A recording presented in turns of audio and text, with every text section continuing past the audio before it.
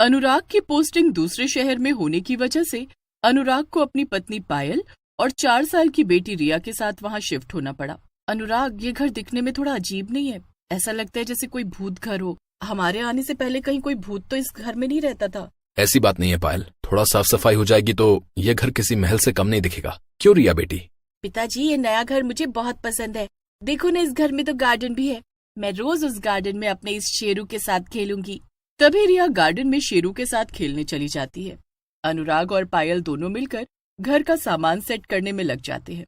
सुबह से रात हो जाती है। सभी थके हारे अपने अपने कमरे में जाकर सो जाते हैं।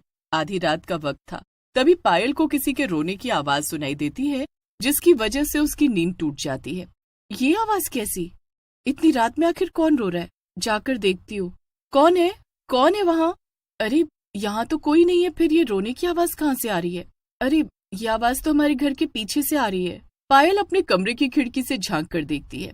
वहाँ एक पुराना घर होता है किसी का। रोने की आवाज वहीं से आ रही थी। ये रोने की आवाज तो उस घर से आ रही है, पर इतनी रात गई कोई औरत रोएगी क्यों? तभी उस घर से एक औरत बाहर निकलती है और पायल को अपनी खूनी आंखों से घूरने लगती है। तभी पायल अनुराग को उठाती है। अनुराग, उठो उठो, अनुराग उठो, जल्दी देखो, वहाँ कुछ है, कोई चुड़ैल जैसा। पायल, तुम पागल हो गई हो क्या? पढ़ी लिखी होकर कैसी बातें करती हो? देखो देखो, इतनी रात गए ऐसी बातें मत करो। रिया सुन लेगी तो डर जाएगी। वो तुम्हारा कोई वहम होगा। चुड़ैल वुड़ैल कुछ नहीं होती। सो जाओ और मुझे भी सोने दो। अनुराग पायल की बातों पर जरा भी विश्वास नहीं करता, पर पायल अभी भी रात वाली बात में खोई हुई थी। तभी दरवाजे की घंटी बजती है। कौन हो आप? क्या चाहिए? मेरा नाम सुजाता है और मैं आपके घर के पीछे वाले घर में रहती हूँ। आप लोग नए हैं, इसीलिए मिलने चली आई। किसी भी चीज की जरूरत हो तो बताना। पायल उससे कुछ पूछती, इतने में वो औरत वहां से चली जाती है। अरे अरे सुनो, बड़ी अजीब औरत थी। मुझे कुछ पूछने का मौका ही नहीं दिया। पर मैं उससे वो बात कैसे पूछती? कहीं सच में वो मेरा वहम तो नहीं था? हो सकता है वहम हो। इतना बोलकर पायल रिया के साथ गार्डन में खेलने चली जाती है। तभी खेलते खेलते रिया की बॉल सुजाता के घर के सामने चली जाती है। माँ, मेरी बॉल तो वहां चली गई। आप यही रहो, मैं अभी लेकर आती हूँ। रिया जैसे ही अपने हाथों में बॉल उठाती है, तभी उसकी नजर सुजाता के घर की खिड़की पर जाती है। सुजाता के घर के अंदर चुड़ैल को देखकर रिया की चीख निकल जाती है और वो बेहोश हो जाती है। रिया, रिया उठो, आंखें खोलो। रिया, मेरी बच्ची, क्या हुआ है तुम्हें? उठती क्यों नहीं? तभी वहां सुजाता भी आ जाती है। क्या हुआ इसे? ये चिल्लाई क्यों और ये बेहोश कैसे हो गई? रिया उठो, क्या हुआ तुम्हें? रुको, मैं पानी लाती हूँ। सुजाता रिया के मुंह पर पानी का छिड़काव करती है। तभी रिया होश में आ जाती है। पता नहीं इसने ऐसा क्या देख लिया जो ये चीखी। पर मेरी एक बात समझ में नहीं आई कि आपको मेरी बेटी का नाम कैसे पता चला कि इसका नाम रिया है? वो उस दिन आपकी बेटी खेलते खेलते यहाँ आ गई थी, तभी मैंने इसका नाम इससे पूछा। वैसे भी अब हम पड़ोसी हैं, एक दूसरे के नाम तो अब जान ही गए हैं। रिया बहुत डरी हुई है, मैं इसे घर लेकर जाती हूँ। रिया का ध्यान रखना और मेरी किसी मदद की जरूरत हो तो बताना। पायल रिया को घर ले आती है। रिया बेटी, मुझे बताओ कि क्या हुआ था? तुम चीखी क्यों थी? देखो, घबराने की कोई जरूरत नहीं है, मैं हूं ना तुम्हारे साथ। बताओ अब। माँ, वो माँ, वहाँ आंटी ला ला के। मेरी बच्ची, चुप हो जाओ। कुछ नहीं है वहाँ बेटा, नई जगह है ना, इसलिए तुम्हें थोड़ा डर लगा। चलो अब तुम सो जाओ। पायल रिया को सुला देती है। इतने में अनुराग भी ऑफिस से घर आ जाता है। अनुराग, वो उस रात मेरा कोई वहम नहीं था। रिया ने भी कुछ तो देखा वहाँ, जिसके कारण वो इतना डर गई। उसी डर की वजह से रिया आज जल्दी सो गई। मैंने पूछा तो कुछ ढंग से बता ही नहीं रही वो। फिर से वही बात। अरे मैंने कहा ना तुम लोगों से कि ये नई जगह है और नई जगह पर ऐसा हो जाता है। मैंने तुमसे पहले ही कहा था कि रिया के सामने ऐसा वैसा कुछ मत कहना, नहीं तो वो भी डर जाएगी। पर अनुराग, वो पड़ोस वाली औरत कुछ अजीब है, जैसे उसे हमारे बारे में पहले से ही सब पता हो। अगले दिन सुबह पायल अनुराग के लिए नाश्ता बना रही होती है। अरे, चीनी तो बिल्कुल खत्म। अब मैं अनुराग के लिए चाय कैसे बनाऊंगी? हाँ, एक काम करती हूँ, क्यों ना मैं चीनी के बहाने पड़ोसन के घर जाऊं, देखूं तो सही आखिर माजरा क्या है। पायल हाथ में कटोरी लिए पहुंच जाती है सुजाता के घर। सुजाता के घर का दरवाजा बंद होता है। कोई है? अंदर कोई है? मैं आपकी पड़ोसन हूँ, कुछ काम था इसलिए आई हूँ। तभी सुजाता दरवाजा खोल देती है। क्या बात है, क्या चाहिए? वो चीनी खत्म हो गई थी, इसलिए सोचा आपसे थोड़ी ले लूं। अनुराग के लिए चाय बनानी है। अच्छा, रुको मैं लाती हूँ। सुजाता कटोरी में चीनी ले आती है। ये लो चीनी, और किसी चीज की जरूरत हो तो बताना।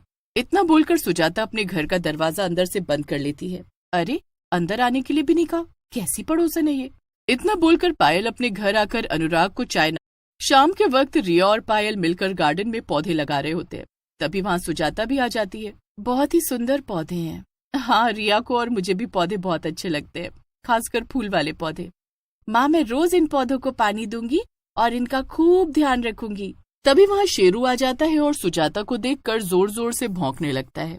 इसे क्या हुआ? ये सुजाता को देखकर इतना भौंक क्यों रहा है? तभी सुजाता शेरू को अजीब तरह से घूरने लगती है। शेरू सुजाता की आंखें देख भौंकना बंद कर देता है। डर के मारे घर में भाग जाता है। कुत्ता है ना, उसका काम ही भौंकना है। आपको वो कुछ नहीं करेगा। अच्छा, एक बात पूछनी थी आपसे। हमें कितने दिन हो गए यहाँ आए हुए, पर अच्छे से कभी हमारी आपस में बात ही नहीं हुई। आप कब से यहाँ आए? आपके साथ और कौन कौन है घर में? बस एक पति, वो भी कभी कभी आते हैं मुझसे मिलने। ज्यादातर वो बाहर ही रहते हैं। अच्छा, अब मैं चलती हूँ, मुझे बहुत काम है। सुजाता फूलों के पौधों को घूरती हुई और अजीब सी चेहरे पर मुस्कान लिए वहां से चली जाती है। पर उसके जाते ही सुजाता के लगाए सारे पौधे जल जाते हैं। अरे ये क्या? माँ, मेरे पौधे देखो, इन्हें क्या हुआ? अभी तो ये बिल्कुल सही थे, ये तो सारे जल गए हैं। पर कैसे, कुछ समझ नहीं आ रहा। पायल ये बात अनुराग को बताती है, पर अनुराग उसकी बात पर ध्यान नहीं देता। तभी रिया वहां आती है और बोलती है, माँ, मैं कितनी देर से शेरू को ढूंढ रही हूँ, पर वो मुझे कहीं नहीं दिख रहा। उसकी आवाज तक नहीं सुनाई दे रही। रिया शेरू को ढूंढते ढूंढते सुजाता के घर तक पहुंच जाती है, पर वहां का नजारा देख रिया सहम जाती है। सुजाता साधारण औरत से चुड़ैल में बदली हुई थी और वो फर्श पर बैठी हुई रिया के शेरू को नोच नोच कर खा रही होती है। रिया तुरंत भागती हुई माँ के पास जाती है। माँ, माँ, वो शेरू, वो चुड़ैल, उसने मेरे शेरू को मार दिया और उसे खा गई। ये तुम क्या बोल रही हो रिया? चुड़ैल को देखा तुमने? कहाँ है चुड़ैल, मुझे बताओ। रिया सुजाता के घर की ओर इशारा करती है। पायल वहां जाकर देखती है तो वहां उसे कोई चुड़ैल दिखाई नहीं देती। क्या हुआ पायल बहन, किसी को ढूंढ रही हो?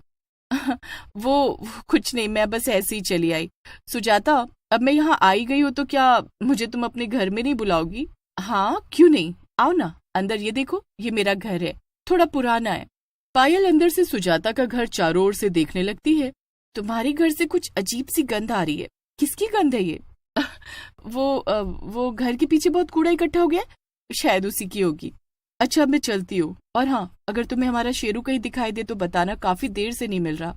इतना बोलकर पायल वहां से चली जाती है। रिया की चुड़ैल वाली बात सुनकर पायल पहले से और ज्यादा परेशान हो जाती है। पायल, ये पानी कैसे बंद हो गया? मुंह पर साबुन लगे होने की वजह से कुछ भी दिखाई नहीं दे रहा है मुझे।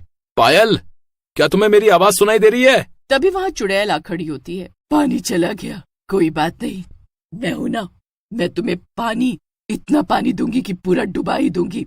चुड़ैल अनुराग की गर्दन पकड़कर बाल्टी के भरे पानी में डुबाने लगती है। पानी की वजह से अनुराग के चेहरे से थोड़ा साबुन हटता है और वो अपने पास एक चुड़ैल को देखकर चिल्लाता है। अनुराग, क्या हुआ? तुम चिल्लाए क्यों?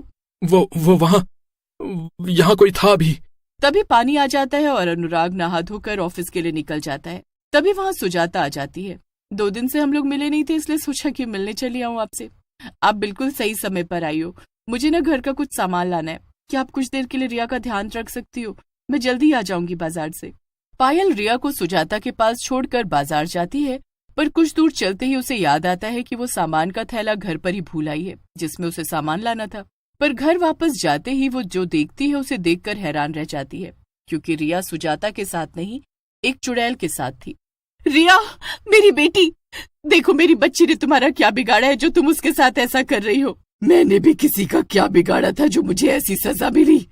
मैं तुम्हारा मतलब नहीं समझी। तुम्हारे प्यार से हमारा क्या मतलब? मतलब क्यों नहीं है? तुमने मेरे पति को अपना पति बना लिया। पहले मैं इस घर में रहती थी तुम्हारे पति अनुराग के साथ, बहुत प्यार करती थी, उससे शादी करना चाहती थी, पर अनुराग शादी के लिए राजी नहीं हो रहा था। बोलता था हम शादी के बिना भी तो पति पत्नी की तरह रह सकते हैं। एक दिन मैंने अनुराग से कहा कि मैं उसके बच्चे की माँ बनने वाली हूँ, अब तो शादी कर लो मुझसे। अनुराग ने मेरे साथ एक खेल खेला और मुझे यहाँ इस कुएं में धक्का देकर मार डाला। अगर तुम वाकई सच बोल रही हो तो तुम्हारी लाश अभी भी इस कुएं में पड़ी होगी। मैं एक पड़ोसी होने के नाते तुम्हारी मदद करूंगी और अनुराग को पुलिस के हवाले करूंगी। पायल चुड़ैल की बातों पर यकीन करती है और चुड़ैल भी पायल की बातों पर यकीन करती है। पायल पुलिस को सब बताती है, अनुराग से सब सच सच उगलवा लेती है और अनुराग को सजा हो जाती है। इतना बोलकर चुड़ैल वहां से हमेशा हमेशा के लिए चली जाती है और पायल रिया को लेकर अपने मायके चली जाती है।